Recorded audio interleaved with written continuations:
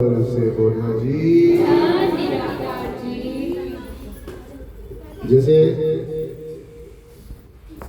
आप नित्य प्रति सत्संग में आते हैं, वचन श्रवण करते हैं,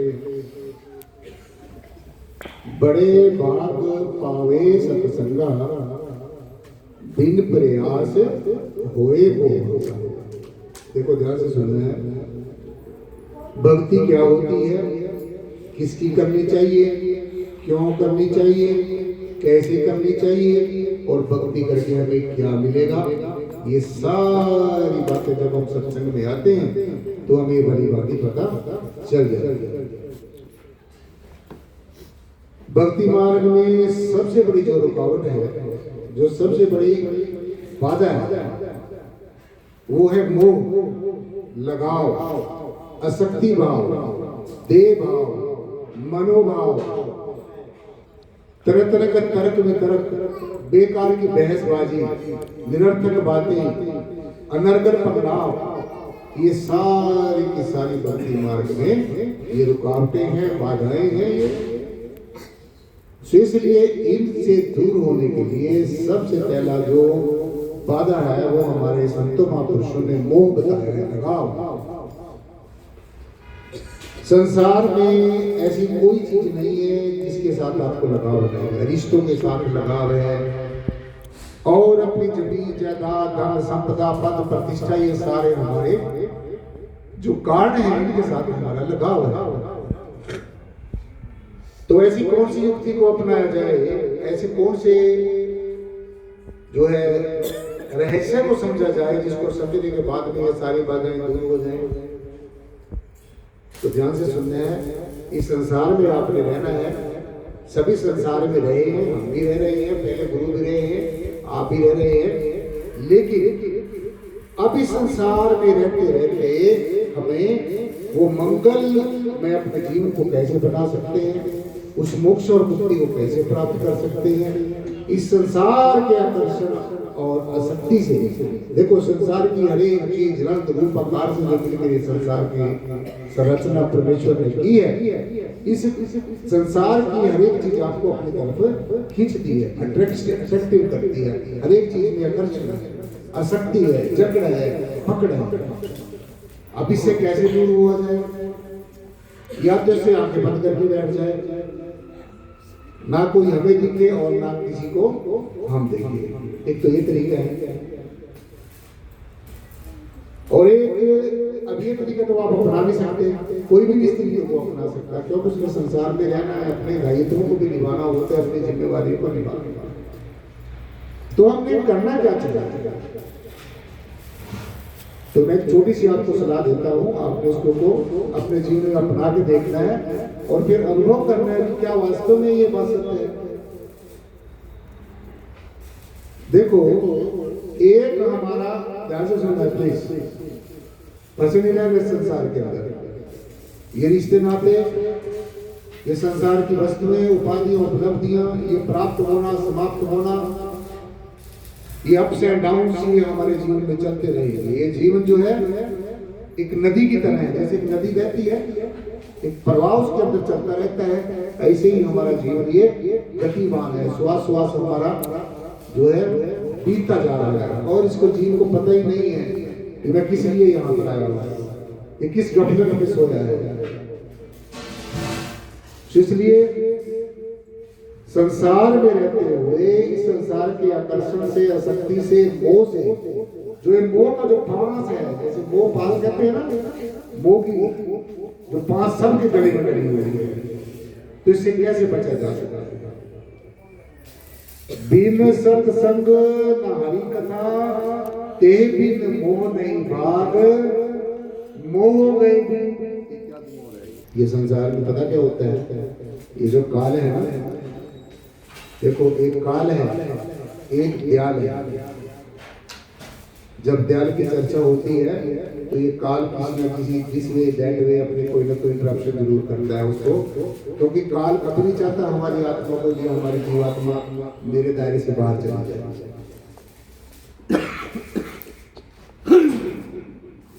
तो इसको ये रोक के रखता है। ये जो मोह है जो सबसे बड़ी रुकावट है, और सबके गले के अंदर ये फांसी की तरह फंसा हुआ है, वो पास जिसको हम कहते हैं। तो इसमें हमने क्या करना है? हमारे गुरु रहबरों ने, पीर पैगंबरों ने, अवतारों ने समय समय के अनुसार इस धरा के ऊपर आए हुए संतों महापुरुषों ने हमें एक संदेश दिया, ध्यान से श्रवण करना है। बिन सत्संग हरि कर ते बिन मोह नहीं भाग, मोह गए बिन राम पद होएगा अनुराग। इसका सीधा सीधा मतलब ये है, सत्संग के बिना, हरि की कथा के बिना, जहां पर परमेश्वर की चर्चा होती है, जैसे ये अब चर्चा हो रही है, इससे अच्छा समय जीवन में कोई नहीं हो सकता, इससे बड़ा कर्म जीवन में कोई नहीं हो सकता। जो सदगुरु का गुण गाता है, जो परमेश्वर के गुण गाता है, जो परमेश्वर की लीला का बखान करता है, तो निश्चय उसका लौकिक जीवन और अलौकिक जीवन दोनों सफल हो जाते हैं। इसलिए मोह का जो दीवान है, मोह पास से कैसे बचा जा सकता है? सीधा सीधा बताया कि बिन सत्संग हरि कर, सत्संग के बिना, हरि की कथा के बिना, सदगुरु का संदेश, उपदेश और आदेश माने बिना तुम दिन रात आंखें बंद करके बैठे रहो, नाना शास्त्र पढ़े लोका, नाना देवता पूजनम, आत्म ज्ञान बिना हे पार्थ सब कर्म निष्फल। हे अर्जुन, तो दुनिया के सभी ग्रंथों, शास्त्रों, उपनिषदों, पुराणों को पढ़ ले, पढ़ना चाहिए। ये भी नहीं है कि पढ़ना नहीं चाहिए, पढ़ना चाहिए। अक्षर ज्ञान का हमारे जीवन में होना बहुत ज्यादा जरूरी है। हमने अपने संतों, रहबरों, गुरुओं, पीर पैगंबर वाली अवतारों की वाणी को पढ़ना है, लेकिन पढ़ने तक सीमित नहीं रह जाना। पढ़ने से हमें प्रेरणा मिलती है। जिस रास्ते पर हम चले हैं, उस रास्ते पर उन लोगों के जीवन चरित्र को पढ़ना है जो उस रास्ते पर पहले चले। तो जहाँ भक्त होता है, भगवान होता है, भागवत होता है। ध्यान से सुनते हैं, जहाँ भक्त होता है वहीं पर भगवान होता है, और वहीं पर भागवत होती है। जहाँ पर सत्संग होता है वहां पर सत्य होता है, सत्य के साथ हमारी दोस्ती होती है। के बिना, हरि की कथा के बिना ये मोह की डोरी हमारे अंदर से कभी भी दूर नहीं हो सकती। जैसे अभी आप ये परमेश्वर की चर्चा सुन रहे हैं, तो आप सारे काम काजों को भूलकर, सारी कामनाओं को भूलकर आप मेरी तरफ टकटकी लगा के देख रहे हैं, अब ये क्या बोले। तो ये ऐसा क्षण जब हम चारों तरफ से अपने बिखरे हुए मन को, जो चारों दिशाओं के अंदर बिखरा हुआ है, तो सगे संबंधियों में, मोह में, पद प्रतिष्ठा में, यंत्र तंत्र जहाँ पर ये फैला हुआ है, तो फिर ये साथ जी सब जगह फैला हुआ मन एक जगह ये इकट्ठा हो जाता है। जैसे आपका मन एक जगह पर बैठ जाए, तो ये स्थिति हमारी मुक्ति की स्थिति होती है, मोक्ष की स्थिति होती है। फिर हमने ये स्थिति करनी है कि इस अवस्था में हम कितनी की देर रह सकते हैं। तो इसलिए इस मोह से बचने के लिए कैसे बचा जा सकता है, अब इस बात को ध्यान से सुनना है। देखो, मोह में हमारी आसक्ति होती है, आसक्ति होती है, लगाव होता है, ये मेरा है। कहे कबीर सुनो भाई संतो, मेरी मेरी सब झूठ। अगर आपने ये देखना है कि संसार में झूठ क्या है, सच क्या है, जिसको आप मेरा कह रहे हो, मैं कह रहे हो और मेरी कह रहे हो, ये क्या है? ये सब मिथ्यावाद है। सो इसलिए अब इस लगाव से कैसे छूटा जाए? एक हमारा आसक्ति भाव होता है। आसक्ति भाव समझते हो? बस हम ये सोच रहे हैं कि भाई ये मेरा है, ये सब कुछ मेरा है, ये चीज मेरी झोली में डल जाए, ये सब कुछ मेरी झोली में डल जाए। ये कौन सा भाव है? आसक्ति। ये है हमारा आसक्ति भाव, पकड़ वाला भाव। तो हमने इस भाव को छोड़कर अनासक्त भाव से जीना। अनासक्त भाव क्या होता है? अनासक्त भाव होता है कि ये सब कुछ है, ये परमेश्वर ने जो कुछ भी रचना रची है, पेड़ पौधे पशु पक्षी जीव जंतु प्राणधारी श्वासधारी जो कुछ भी जमीन और आसमान के बीच में हम देख रहे हैं, ये है, it is but it is not in the real sense. ये है लेकिन होते हुए भी ये नहीं है। क्यों? क्योंकि ये नित्य प्रति बदलता रहता है और जो बदलता है वो परमात्मा नहीं हो सकता। तो जब आप ऐसा भाव करके बैठोगे अनासक्त भाव से,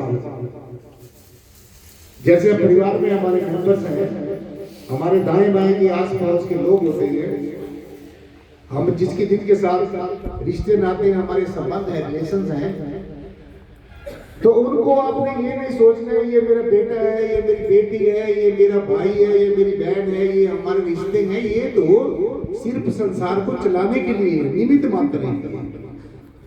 तो आपने क्या करना है, वो जो हमारे उनके साथ में आसक्ति भाव है, जो लगाव है, उसकी जगह पर हमने अनासक्त भाव रखना। अनासक्त भाव का मतलब होता है भाई ये मेरी सेवा करने के लिए आया है और मैं इसकी सेवा करने के लिए आया हूं, ना ये मेरे अधीन है और ना मैं इसके अधीन हूं। मैं भी एक स्वतंत्र आत्मा हूं और ये भी एक स्वतंत्र आत्मा है।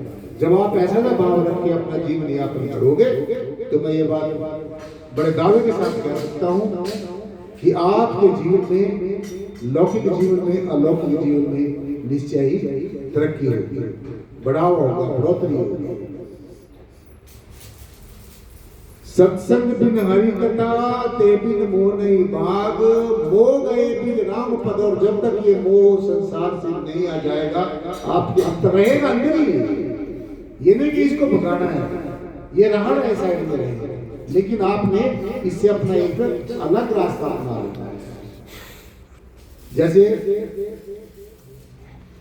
एक कोई विचार आता है हमारे अंदर में, विचारों के समय उथल पुथल होती जाती है, हर समय नेगेटिव थॉट्स, कभी पॉजिटिव थॉट्स, तो एक धारा प्रवाह इसके अंदर विचार चली रही है। तो हमने इन विचारों को देखते रहना है, देखते रहना है, इनका साक्षी बनना है। साक्षी मतलब क्या समझते हो? इनका गवाह बनना है। जैसे दुनिया मेरे सामने से आ रही है, जा रही है, मैं देख रहा हूँ उसको, ऐसे ही हमारे अंदर जो विचार आते जाते रहते हैं, इनमें फंसना नहीं है किसी ने। इनके साक्षी बन के जीना है, इनके दृष्टा बन के जीना है, इनके मालिक बन के जीना है, इनकी अधीनगी स्वीकार नहीं करनी है। आपने उस जगह की खोज करनी है जहां से ये विचार भी आ रहे हैं। हमारे बोलने का क्या कारण है, हमारे संसार में आने का क्या कारण है, हमारे जिंदा रहने का क्या कारण है, हमारे सुनने का क्या कारण है, हमारे यहाँ आने का क्या कारण है। तो कोई ना कोई कारण तो है। कर्म और कारण ये संसार में हमेशा चलते रहते हैं। तो ये जितने भी कारण हैं, ये कारण हैं, इन सब कारणों का भी एक महाकारण है, जिसके कारण ये सब कारण हो रहे हैं। इसलिए जब तक ये मोह दूर नहीं होगा, और मैंने आपको मोह से दूर होने का रास्ता बताया कि अनासक्त भाव से। अनासक्त भाव मैंने बताया कि आपने देखना है कि हाँ ये है, ये जीव, लेकिन इसका मेरा आत्मिक तौर से इसके अंदर भी वही आत्मा है, मेरे अंदर भी वही आत्मा है। अगर आप उसके अंदर अच्छाइयां देखोगे, अच्छाइयां आपने दूसरे की देखनी है और बुराइयां अपने देखनी है। जब आप ये देखेंगे तो इस रास्ते को अपनाएंगे। संसार की एक उल्टी रीत होती है, संतों का एक अलग कहना होता है। इसलिए शब्द की आराधना करनी है, शब्द की आराधना, शब्द की आराधना करनी है, शब्द की आराधना करनी है।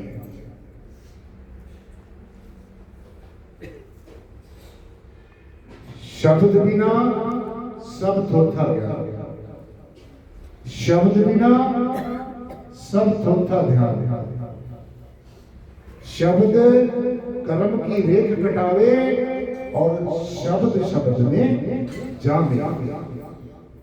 अब ये शब्द क्या होता है, ध्यान से सुनो। यह है तो बहुत ऊंची बातें हैं, लेकिन मैं जहां पर बैठ के बोल रहा हूं, यहां से यही पाठ पढ़ाया जाता है। इसको थोड़ा ज्ञान को पचाना बड़ा मुश्किल है, मुझे भी पता है इस बात का कि आप इसको इतनी ऊंची चीज को नहीं पचा सकेंगे, लेकिन अगर आप छोटी छोटी बातों की भावनाओं में छुपे रहोगे तो आप वहीं तक सीमित रह जाएंगे। अगर जीवन में कोई इच्छा करनी है तो ऊंची चीज की इच्छा करनी चाहिए, बड़ी चीज की इच्छा करनी चाहिए, बड़ा संकल्प करना चाहिए, बड़ी इच्छा करनी चाहिए, क्योंकि एक छोटी सी चीज को मांगने के लिए भी हमें उतना समय लगता है और एक बड़ी चीज को मांगने के लिए भी उतना समय लगता है। जो संसारी जीव है वो संसार की चीजें मांग लेता है, उसको मिल जाती है, वो सोचता है मेरे ऊपर तो गुरु की बहुत कृपा हुई, लेकिन वो कृपा नहीं होती, वो तो उल्टा और फंस गए हैं। और एक जीव ऐसा होता है वो कहता है सदगुरु जैसा तू चाहता है मुझे वैसा बना, जैसा मैं चाहता हूँ मुझे वैसा मत बना। क्यों? मैं जीव हूँ, सदगुरु तू शिव है, मेरे अंदर अनेकों लालसाएं हैं, अनेकों कामनाएं हैं, इच्छा हैं, तृष्णाएं हैं, इसलिए सदगुरु मैं जीव होते हुए मैं कोई ना कोई ऐसी चीज मांग बैठूंगा और मुझे विश्वास है आप मुझे वो दे भी दोगे, परंतु फिर मैं उसमें फंस जाऊंगा, फिर आपको निकालना पड़ेगा। तो इसलिए सदगुरु मुझे वैसा बना जैसा तू बनाना चाहता है, मुझे वो चीज दे जो तेरे को अच्छी लगती है। तो इसलिए या तो किसी के बनकर चलना है या किसी को अपना बनाकर चलना है। अपने आप ये जीव ये रास्ते को जो है पूरा नहीं कर सकता, किसी न किसी की जरूरत तो पड़ेगी। इसलिए ये ऐसी कसक है, ये ऐसी एक संवेदनशीलता है, ऐसी एक संबंधन है, ऐसी एक वेदना है, जब ये अंतःकरण में लग जाती है तो सासंग फिर जीव की पूर्ति अपने आप ही होती रहती है। डिपेंड करता है कि हमारे अंदर इच्छा क्या है। परमेश्वर को मिलना कोई ज्यादा बड़ी बात नहीं है, परमात्मा तो आपको मिला ही मिलाया है, पहले ही प्राप्त है। अगर आप परमेश्वर आपके साथ ना होता, आत्मा आपके साथ ना होती, आप देख ना सकते, बोल ना सकते, सुन ना सकते, आपका स्थूल शरीर सूक्ष्म शरीर काम ना करता, और अगर ये कर रहा है तो इसका मतलब ये है कोई ना कोई शक्ति हमारे अंदर अपने तरीके से काम कर रही है। इसको आपकी कोई सलाह की जरूरत नहीं है। सदगुरु मेरा सलाह है नाले, सिमर सिमर प्रभु आप सहाय है। आपने सदगुरु की बात को मानना है और सदगुरु हमारा काम करेगा। और अगर हम सदगुरु से आगे आगे भागने की कोशिश करेंगे कि बस हम तो ज्ञान मिल गया है, अब कुछ करने की जरूरत नहीं है। कई लोगों का ये मानना है कि हम तो ज्ञान को गुरु मानते हैं। बेशक ज्ञान गुरु है, ज्ञान गुरु है, लेकिन उसको देने वाला उसका भी गुरु है जिसने ज्ञान को भी दिया है। इसलिए जो लिविंग स्पिरिचुअल हमारा गाइड है उसको ज्यादा तवज्जो देगी, उसको ज्यादा इंपॉर्टेंस देगी। इसलिए सासंगा जी शब्द का ध्यान करना है, शब्द को सुनना है। देखो ध्यान से सुनो, जितने भी हम ये पढ़ते हैं, लिखते हैं, एक दूसरे को समझाते हैं, इस शब्दों का सहारा लेते हैं, जो शब्द हमारे बोलने में आते हैं, जो हमारे सुनने में आते हैं, जो पढ़ने में आते हैं, जो लिखने में आते हैं, ये वर्णात्मक शब्द है, वर्णात्मक नाम, which can be expressed, जिसको हम एक्सप्रेस कर सकते हैं। परंतु शब्द जो है ये पढ़ने वाला शब्द है, बोलने वाला शब्द है, सुनने वाला शब्द है। अब जो परमेश्वर तक पहुंचने वाला शब्द है, जैसे एक कुएं के अंदर से हम एक बाल्टी को खींचते हैं डोरी बांध के, रस्सी बांध के, ऐसे ही हमारी जो चेतना है इस शरीर के अंदर रोम रोम के अंदर जो है सिमटी पड़ी है। अब इसको हमने इकट्ठा करना है, और जो डोरी रूपी जो शब्द धुन है, ध्यान से सुन रहे हैं, जो शब्द है, जो अनहद शब्द है, जो एक अलौकिक आवाज है, नेचुरल जो म्यूजिक है, कुदरती संगीत है, आपके अंदर हर समय बज रहा है, हर समय धुनकारे दे रहा है। वो जो शब्द धुन है, जो अनाथ शब्द है, जो दिव्य शब्द धुन है, परमेश्वर के घर से निकली हुई जो आवाज है, जैसे ये बॉडी है, इस शरीर के अंदर से एक आवाज निकल रही है। तो जब तक आप इस आवाज को नहीं सुनोगे तो आप मुझ तक नहीं पहुंच सकेंगे। ठीक इसी प्रकार से परमात्मा तक पहुंचने के लिए परमेश्वर की आवाज को सुनना बहुत ज्यादा जरूरी है, अति ज्यादा, बहुत ही ज्यादा जरूरी है। देखो ये बात नोट करके जानी है, आज का संदेश यही है। एक तो नाम को जपना होता है, करेगा नाम जपो, जिसके पास भी जाएगा वो ही संत कहेगा नाम जपो जी, नाम जपो जी, पूजा करो जी, पाठ करो जी। बेशक ये पूजा करना, पाठ करना, यज्ञ करना, हवन करना, ये हमारी भारत की संस्कृति है, इसका भी हमने खंडन मंडन नहीं कर। ये भक्ति का श्रृंगार है। जैसे हम लोग थोड़ा श्रृंगार के अपने आप को बैठते हैं, आप लोग श्रृंगार के अपने आप को बैठते हैं, सजर के बैठते हैं, संवार के बैठते हैं, तो आप सुंदर लगते हैं, हम लोग एक दूसरे को अच्छे लगते हैं। ठीक इसी प्रकार से जैसे भगवान ने, परमेश्वर ने, ये जो निराकार जो ब्रह्म है, देखो कितनी प्रकृति ने अपने ऊपर धारण किए हुए हैं, तरह तरह की जोड़ियों के जीव है यहाँ पे, तो ये सारा इसका क्या है, क्या है, ये श्रृंगार है। ऐसे ही जो हमारे धर्म कर्म है वो सारे श्रृंगार हैं, लेकिन वो कंप्लीट भक्ति नहीं है, ये भी समझ लेंगे। आपने सोच लिया अपना पुष्पम धूपम दीपम पुष्पम हमने अर्पित कर दिया, पूजा पाठ कर लिया, हमारी भक्ति होगी, वो अच्छी बात है। वो श्रृंगार जो मैंने बताया वो अभी आप भक्ति की शुरुआत कर रहे हैं। तो असली भक्ति क्या है, कंप्लीट भक्ति क्या है, जो मैंने बताया ना, एक आदमी अगर श्रृंगार के अपने आप को बैठेगा, सजर समर के बैठेगा, वो अच्छा लगेगा। ऐसे ही हमारे भारत के ऋषियों ने, हम ऋषियों के अंश हैं, हमारे भारत के अंदर अनेक ऋषि बने हुए हैं, हम उनके अंश हैं। तो हमने ऋषियों की परंपराओं को, अपने साधु सन्यासियों की परंपराओं को, उनको ये नहीं कहना कि ऐसा नहीं करना, वैसा नहीं करना, जो आपको अच्छा लगता है वो करिए। भगवान जी ने कहा, जब अर्जुन को सारी विधियां बता दी, अर्जुन को, फिर अर्जुन संशय में पड़ गया, मैं क्या करूं, what to do and what not to do. हे प्रभु, आपने मेरे को अनेकों पूजा पद्धतियां बता दी, अनेकों ध्यान करने के साधन बता दिए, अनेकों तौर तरीके बता दिए, अब मैंने करना क्या है वास्तव में। तो भगवान जी क्या कहते हैं, ध्यान से सुनो, कि जो कुछ भी तू अर्जुन मेरे निमित्त कर रहा है, हे अर्जुन, हे धनुर्धर, हे कुंती पुत्र, तू जो कुछ भी कर रहा है और मेरे निमित्त कर रहा है, मेरे को निशाना बनाकर वो चीज कर रहा है, तो पूजा कर रहा है, पाठ कर रहा है, यज्ञ कर रहा है, हवन कर रहा है, जप कर रहा है, तप कर रहा है, व्हाटसोएवर, तू वो सारा कुछ मुझे ही अर्पण करना चाहिए। समझिए बात, आप करते हैं ये सब कुछ परमेश्वर को अर्पित कर, सबसे श्रेष्ठ बात है, सबसे श्रेष्ठ, सबसे उत्तम, सबसे इंपॉर्टेंट, और जो सीक्रेट ऑफ सक्सेस है वो बात सुनो। ये मैंने कहा, ये आपकी इच्छा है, आपके पास अगर टाइम है तो आप कुछ भी पूजा पद्धति कुछ किसी को भी अपनाइए, कोई बुरी बात नहीं, परंतु ये भी साथ साथ समझना, वो मात्र वो करने से हमारा पीछा छूटने वाला नहीं है।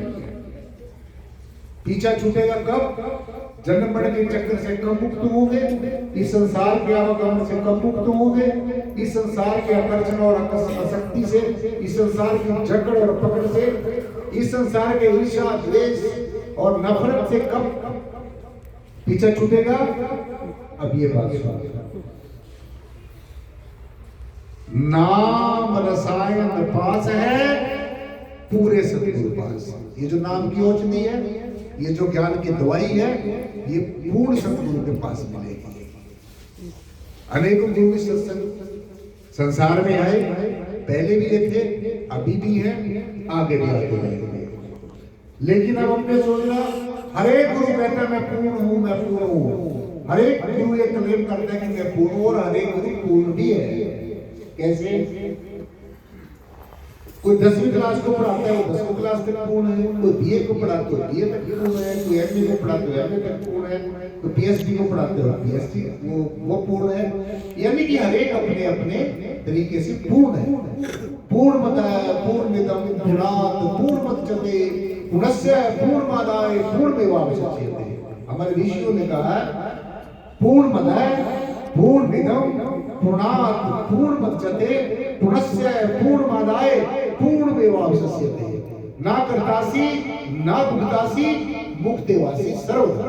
इस संस्कृत के श्लोक का मतलब ये है कि परमेश्वर परमात्मा निर्गुण निराकार सर्वाधार विश्वाधार परम तत्व हर एक तरीके से परिपूर्ण है।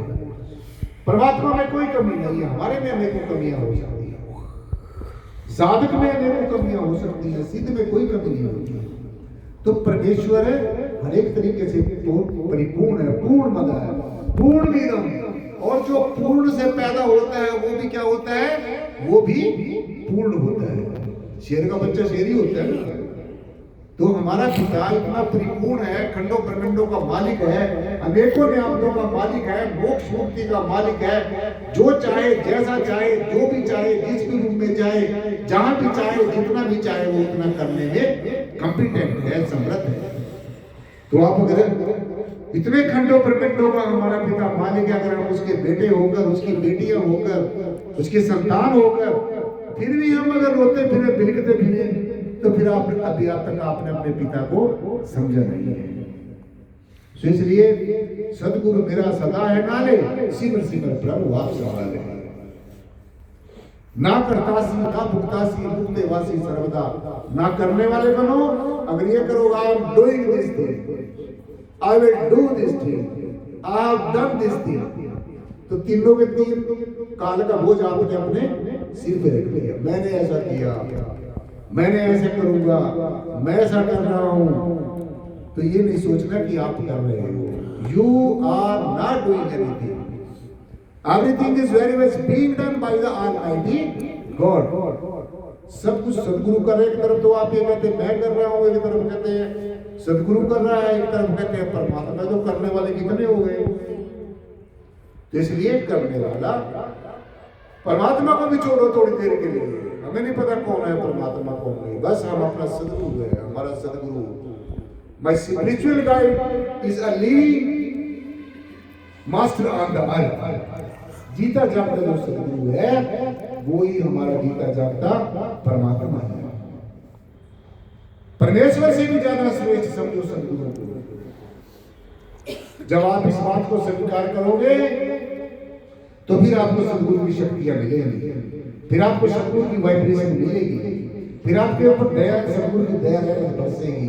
सदगुरु को परमेश्वर से भी श्रेष्ठ समझना है, क्योंकि सदगुरु वो हस्ती है, वो पावर है, वो एग्जिस्टेंस है, जो परमात्मा आपसे कितने दिनों से, 84 लाख जन्मों से ये लापता था, ये छुप के बैठा हुआ था। कितनी सृष्टि को ऊपर अपने ऊपर ओढ़ कर उसके अंदर छिप के बैठा। कभी परमात्मा ने ये नहीं कहा कि आज मुझे देख लो, मैं निराकार हूं। किसी को कहा, किसी को भी परमात्मा ने ये नहीं कहा कि आज देख लो मैं परमात्मा हूं, कभी नहीं कहा। सदगुरु ने किया। सदगुरु ने सारे नकार को इसके सामने से उतार कर सारी सृष्टि का झगड़ा खत्म करके हमें तत्वों का ज्ञान देकर, देखो ये पांचों तत्व हैं, ये सब परिवर्तनशील है। हमें ज्ञान देकर, ये दिव्य दृष्टि देकर, ये ज्ञान की सलाखा हमारी आंखों में डालकर, ये हमें असलियत का बोध कराकर, ये दिव्य ज्ञान दृष्टि हमें देकर, ये एनलाइटमेंट देकर, ये दिव्यता देकर सदगुरु ने हमें आमने सामने अपने परमेश्वर से रूबरू कर दिया कि देखो ये तेरा स्वरूप है। फिर ये कहा कि जो इसके गुण गाता है, जो सदगुरु के गुण गाता है, जो सदगुरु के गुण गाता है, फिर जग उसके गुण गाता है, और जो इसका हो जाता है फिर सब उसके हो जाते हैं। देखो हो के देखो, आप अभी हुए नहीं है। अब कितने संत महापुरुष बैठे हैं, कितने लोगों ने ज्ञान लिया है, कितने भाग गए इसमें से छोड़ छोड़ के, पता नहीं क्या मुसीबत के पीछे लगे। कभी किसी गुरु के पास, कभी कहीं, कभी कहीं, कहीं भी जाओ। हम ये नहीं कहते आप मत जाइए कहीं, लेकिन एक बात अच्छी तरीके से नोट कर लेना, इस ब्रह्म ज्ञान से बड़ा, इससे श्रेष्ठ, इस दिव्य ज्ञान से श्रेष्ठ दुनिया में कोई भी ज्ञान नहीं हो सकता है।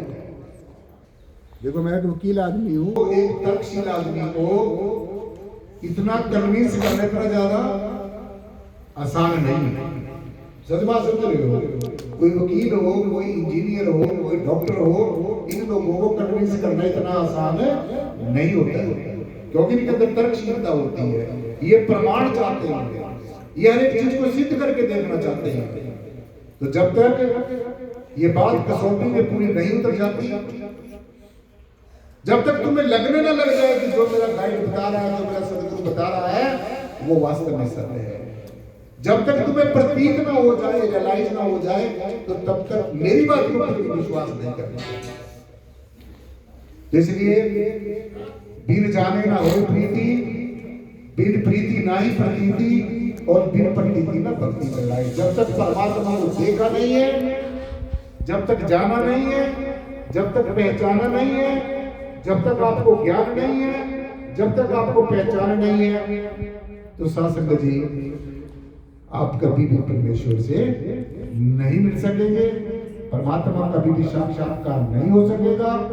परमेश्वर का इस परब्रह्म निर्गुणाकार सर्वाधार विश्वाधार परम तत्व का इस परवरदिगार का कभी भी आपके साथ प्रीति नहीं हो सकेगी। ये संसार ऐसे ही बना होगा। इसलिए पहले देखो, पहले जानो, पहचानो। आपने मुझे कभी देखा नहीं, अब मैं आपके पास ही बैठा रहूं, आप मेरे इर्द गिर्द घूमते रहो, आप मुझे पहचान ही नहीं सकोगे, पहचान सकोगे। और जब आपने मुझे देख लिया, मैंने आपको देख लिया, आप हजारों किलोमीटर पर बैठ कर भी मेरा ध्यान कर सकते हो, मैं आपका ध्यान कर सकता हूँ। ऐसे ही परमेश्वर को भी जब तक जाना नहीं है, पहचाना नहीं है, तब तक आपका ध्यान ना हो सकता है, ना आप ध्यान कर सकते हैं, ना आप मोक्ष और मुक्ति के अधिकारी बन सकते हैं। इसलिए जब तक देखा नहीं है, जब तक जाना नहीं है, तब तक किसी की कही सुनी बातों में विश्वास नहीं करना। इधर उधर के उधारी लेंगे जो जानकारियां हैं, जो जेबें भरी हुई नहीं आप लोगों को, उसने ऐसे कहा, उसने ऐसे कहा, उसने ऐसे कहा, अरे उसने कहा होगा ना, अब उसके जीवन का सवाल नहीं है, अब आपके जीवन का सवाल है। इसलिए इस ज्ञान को संभाल के रखना है। अगर इस ज्ञान को लेने का अहंकार हो गया तो ये ज्ञान जहर बन जाता है और जीव अपने पैर पर अपने आप को मार देता है।